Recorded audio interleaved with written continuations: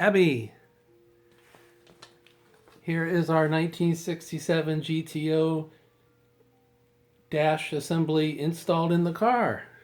A couple videos later, we finally got it in the car.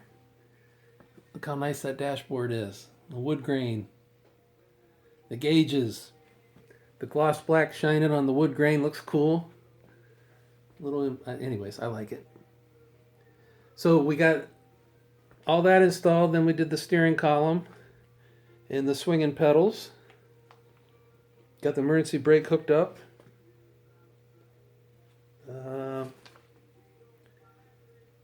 Went to hook the steering column up. Sent the steering box out to have it rebuilt, and it comes back. I've had it for months just sitting here.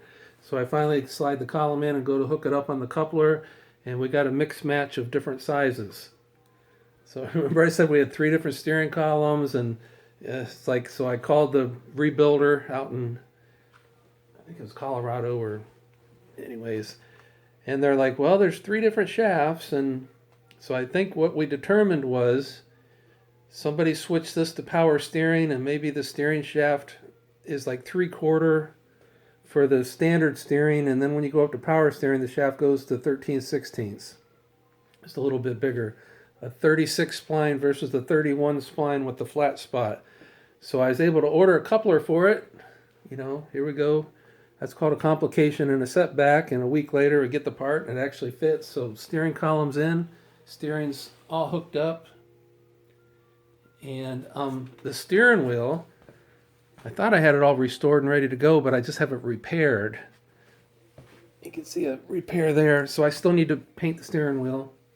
And maybe someday, if you want to, it's just 2 screws. I can send these out and have them re-chromed, and maybe find a nicer, I don't know. But that's a cool, it's called a deluxe steering wheel, and I think they only use them 67 and 68. And here's something interesting for you. There's a movie called Republic of Doyle, and it's filmed in Canada with Alan Halco. And he's blasting around Canada on a seaside village in a cool town in a 68 GTO, and it's got that steering wheel in it. So it's just the black deluxe steering wheel. Anyways, it'd be funny if you look for that movie and check that out. It's a series. It's not. He's a private eye.